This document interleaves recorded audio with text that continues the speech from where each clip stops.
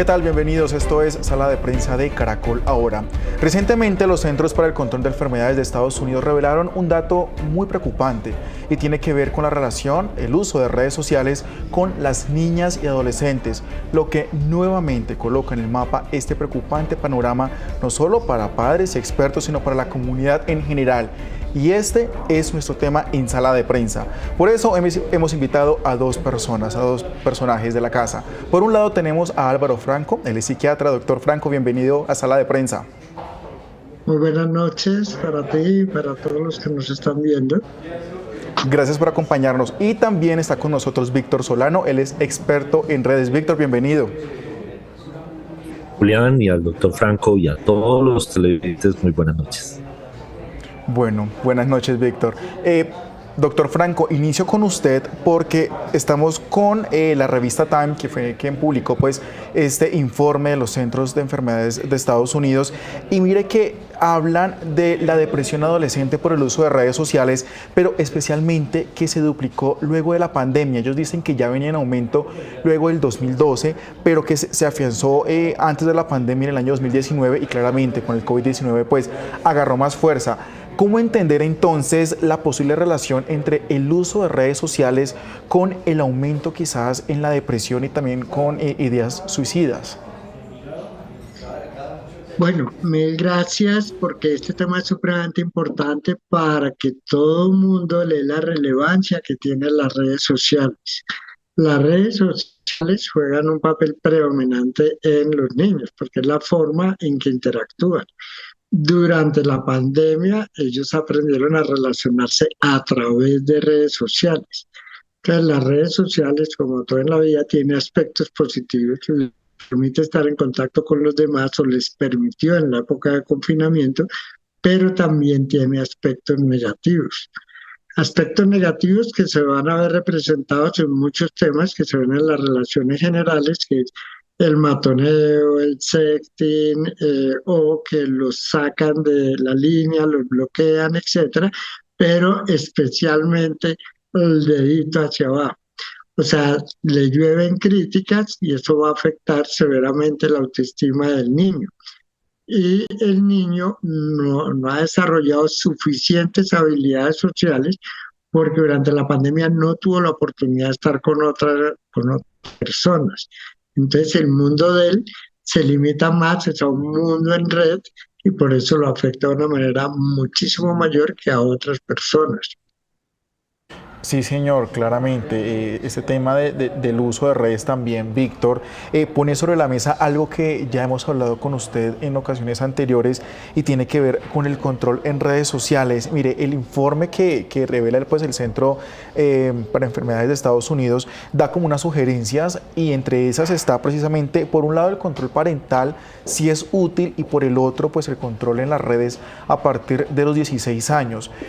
Víctor, ¿usted cómo ve esto ya preocupante? Hemos mencionado, podría ser una manera, pero entonces estas dos alternativas, un control parental y el control de redes desde los 16 años, ¿podría funcionar teniendo en cuenta lo que nos están advirtiendo que sucede con los jóvenes, sobre todo con las niñas, en la Unión Americana?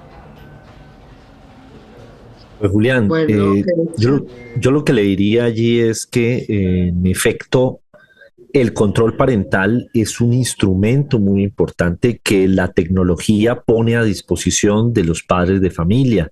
¿Para qué? Para que puedan monitorear lo que están haciendo sus hijos.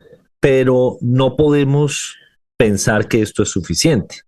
Es muy importante que los padres de familia hagan un monitoreo de lo que hacen los hijos más allá de la tecnología y sobre todo sobre la base de una conversación alrededor de entender cuáles son los intereses, por ejemplo, que tienen sus hijos. Acercarse a ellos a partir de los intereses va a abrir muchísimo más la esfera, el escenario de la conversación.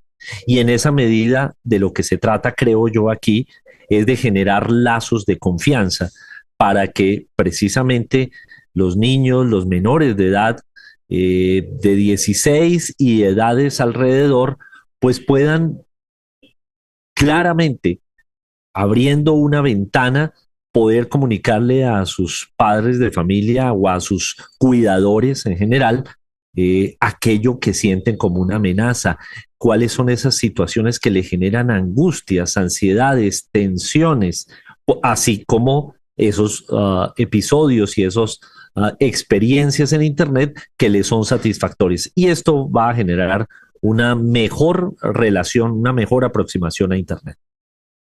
Doctor Franco, regreso con usted, retomando un poco lo que dice Víctor. Y usted mencionaba algo que son diversos peligros los que encontramos para los jóvenes y para los adolescentes, especialmente para las niñas en las redes sociales. Pero claramente vemos una tendencia de que quien no está en redes sociales, pues no es nadie, no existe para el resto del mundo, pero es como una obligación entonces de que hoy en día los adultos, pero especialmente los jóvenes y adolescentes, deben estar inmersos sí o sí en redes sociales. Y el que no lo esté, pues se le hace el feo. Quizás en eso también vincula mucho el tema de la depresión y que si no estoy presente, entonces no existo para el resto del planeta. Sí, a ver, es que esto tiene muchos ángulos, ¿no? Sí, depende fundamentalmente de la edad del niño, pero en general, si el ejemplo que reciben ellos de los padres es que los padres están también todo el tiempo en las redes sociales, pues eso lo va a repetir el niño. Si el niño no alterna las redes sociales con actividades presenciales y con otras actividades recreativas, su mundo se va a ver más cerrado y va a estar más afectado por lo que le pasa en las redes sociales. El niño no es solo redes sociales. Si al niño le va mal en el colegio, si el niño tiene problemas con los papás, si el niño tiene problemas en las habilidades, bien sea de lectura, escritura, académicas o habilidades para montar en bicicleta o relacionarse con los demás en cualquier tipo de habilidades, es un niño mucho más vulnerable porque se va a refugiar más tiempo en las redes sociales. Y en las redes sociales, pues también va a haber momentos en que él se equivoque como cualquier otra persona, sino que va a sufrir más porque no tiene otros elementos que le den satisfacción y que le den equilibrio. Ya en los adolescentes es diferente porque uno espera que ellos se autorregulen. Ya el control parental va más es relacionado con la responsabilidad del adolescente. Criar adolescentes es como elevar una cometa. Uno lo ve que va bien, hay que darle cuerda y vuela solo. Y si ve que está cayendo, hay que recoger la cuerda. Es decir, los padres tienen que tener mayor control si ven que el adolescente está retrocediendo. Pero si es un adolescente responsable, que tiene buena interacción a nivel personal, ya no virtual, sino personal con otras personas, que tiene buen desempeño, aceptable desempeño académico, entonces hay que dar un poco más de libertad para que él aprenda a autorregularse. Víctor, en este contexto, yo le he preguntado ahorita sobre el control de redes, sobre la regulación, pero teniendo en tema de salud mental, de que cada vez vemos tendencia a ideas suicidas, a autolesiones, a hacer daño, a que los jóvenes se hagan daño, vuelve ese debate de la regulación ahora por salud mental. Yo sé que usted me respondió esa pregunta ahorita, pero quiero insistirle en este punto sobre salud mental y regulación.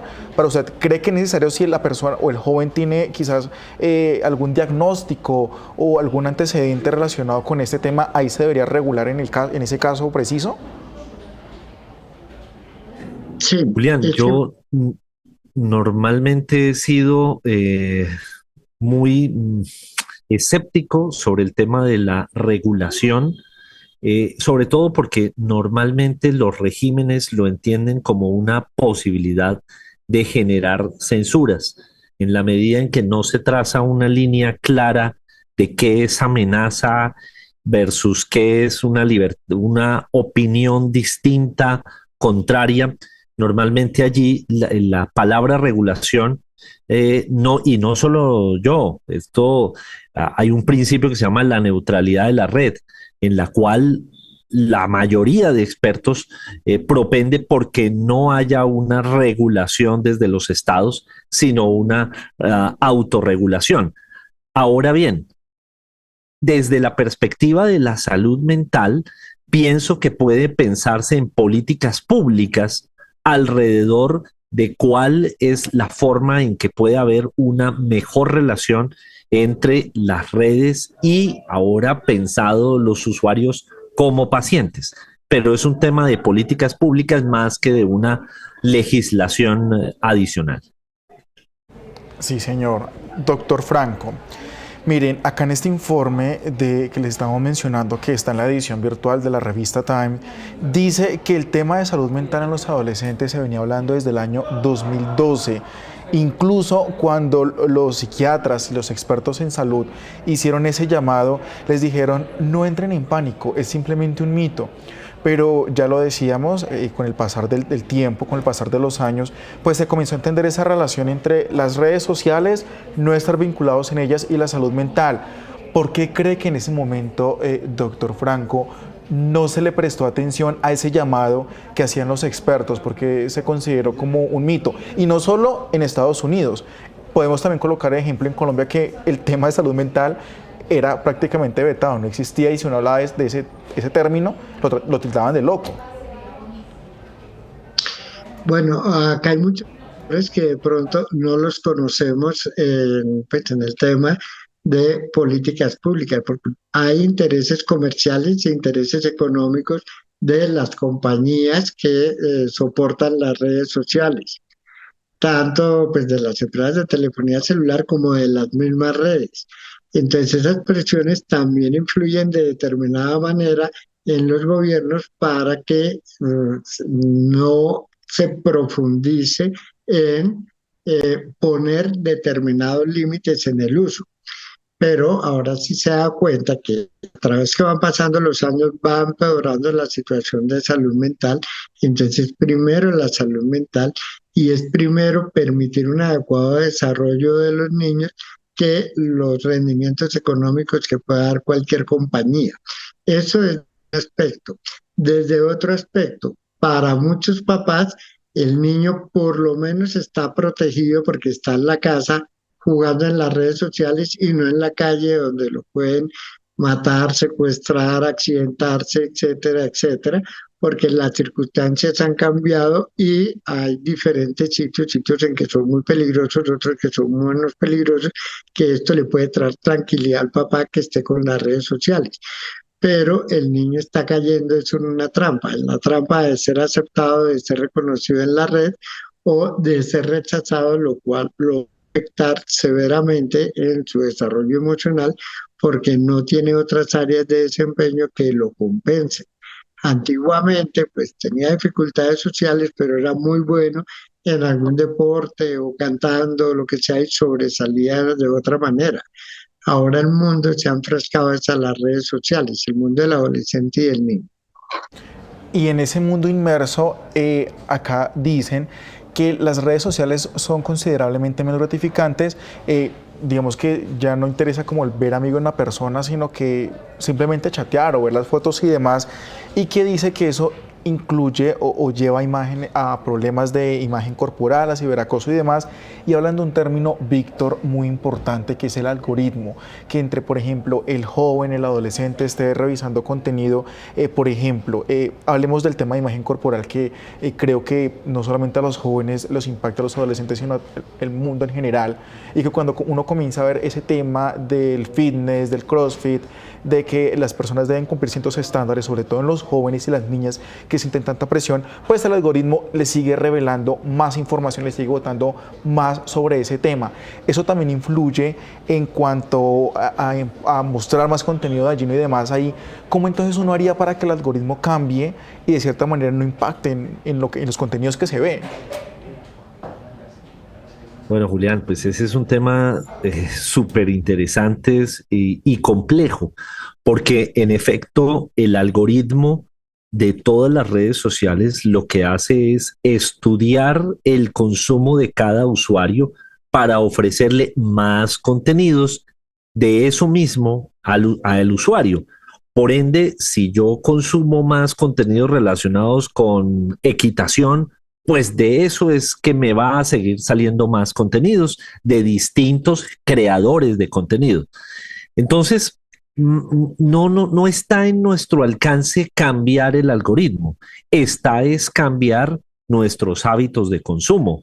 ¿Qué pasaría si en el hogar, en la escuela, se genera una conversación alrededor de la diversidad cultural, de la diversidad de contenidos, de que haya recomendaciones? ¿Qué pasaría si en el aula se hace una tarea de proponga contenidos, hagamos una curaduría, 5 contenidos, tipos de temas distintos? Pues probablemente los usuarios van a tener una posibilidad en la medida que busquen esos contenidos de que el algoritmo les presente otras cosas en las próximas horas, días, semanas.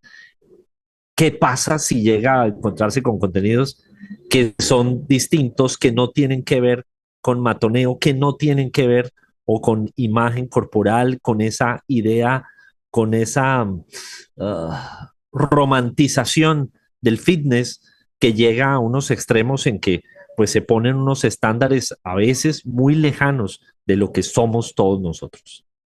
Sí, señor.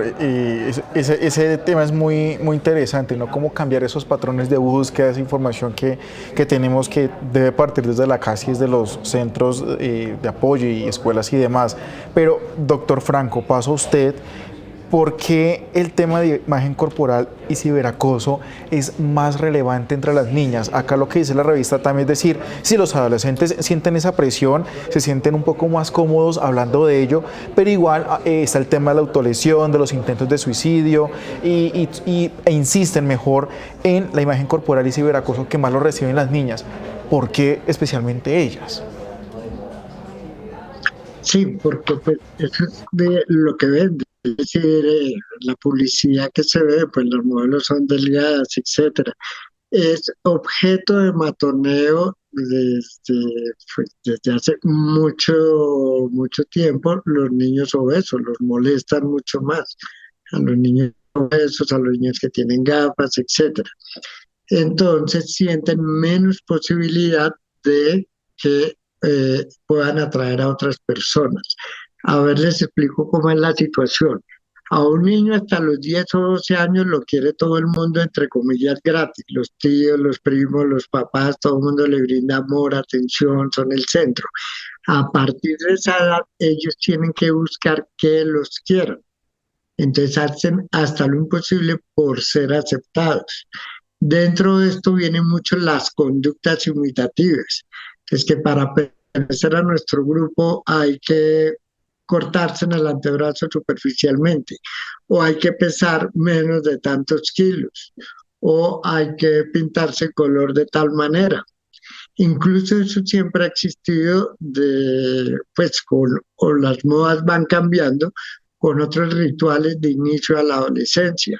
Entonces, dependiendo de la cultura, de la época, van cambiando. En este momento se masificaron y son a nivel universal o por lo menos de Occidente. Antes eran mucho más localizadas en una sola región y habían unos ritos que eran más repetitivos.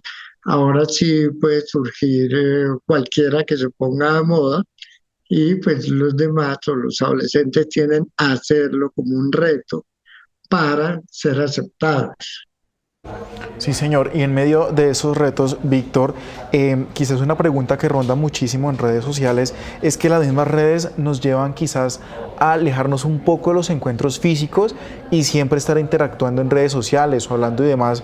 Y todo, por ejemplo, pues al alcance de una llamada en WhatsApp, una videollamada en Facebook, por ejemplo, o en estas plataformas como por ejemplo lo de Zoom. Profundicemos de pronto qué tan atractivo o mejor, ¿qué tienen las redes sociales que hacen que también evitemos ese contacto físico en ciertas ocasiones, que también lo alzan la alarma los expertos ahí? ¿Por qué evitar ese contacto físico y nos encajamos tanto en redes? Bueno, Lian, pues una de las cosas que más ha atraído de las redes sociales y de Internet en general es la posibilidad de que los usuarios administren un alter ego, es decir, otra personalidad a través de avatars, de seudónimos, de nicknames, como se llaman también, en donde se puede por un rato, por un momento, ser otro. quizás más esbelto o más guapa o más delgado o más lindo en general. Lo físico tiene una transfiguración a través de las redes sociales. No todos nos presentamos como somos, con nuestros defectos, como nos conocemos, como nos estamos viendo en este momento, por ejemplo. Entonces, las redes sociales ofrecen esa oportunidad de que ese alter ego tome un lugar. Si mi día ha sido difícil en el colegio, por ejemplo, quizás mi alter ego tiene otras facetas. Tal vez allí se expresa de manera más correcta, tal vez allí es más valiente, tal vez allí es más locuaz. Entonces, esa es una de las fascinaciones que hace que las redes sociales sirvan de refugio y paradójicamente refugio para encuentros con otros, que no sabemos si también están poniendo esas otras máscaras, esos otros alter egos. Sí, señor. Lastimosamente se nos está acabando el tiempo, así que una pregunta para los dos. Rápidamente inicio con el doctor Franco, y es cómo hacer o cómo entender mejor y sobre todo hacerles entender a los jóvenes que lo que vemos o lo que publicamos en redes sociales no nos define como persona. ¿De qué manera, doctor Franco? Eso igual influye en el desarrollo de la personalidad. Yo creo que la mejor lección para los papás es reconocer los logros de los hijos. Si un hijo le va bien en algo, estimularlo, felicitarlo. Si tiene algunas características físicas o de la personalidad que son atrayentes, al reconocérselas y hacerle ver que él ya tiene muchas cosas que le van a facilitar el camino del reconocimiento por parte de los demás. Pero esto debe surgir es de los padres y quienes acompañan al niño. Víctor, la misma pregunta para usted. ¿De qué manera podemos hacer y entender de que las redes sociales no definen quiénes somos? Así es, las redes sociales solamente son un escenario en el cual podemos desarrollarnos. Las redes sociales son instrumentos, no son fines en sí mismos. Tengamos una vida analógica en el mundo de los átomos y que las redes sociales nos sirvan para poder aprender, para poder acceder a nuevos conocimientos y también, claro, por supuesto, a otras relaciones, sobre todo incluso para fortalecer en otro escenario las relaciones que establecemos físicamente. Sí, señor, pues consejos que siempre están a la hora del día. Doctor Álvaro Franco, psiquiatra, muchísimas gracias por acompañarnos en Sala de Prensa. Mil gracias. Y Víctor Solano, experto en redes, también muchísimas gracias por haber estado con nosotros. A usted, Julián, muchas gracias. Muy buenas noches. A los dos, muchísimas gracias. A ustedes también, gracias por habernos acompañado. Sigan con la programación de Caracol Ahora. Hasta pronto.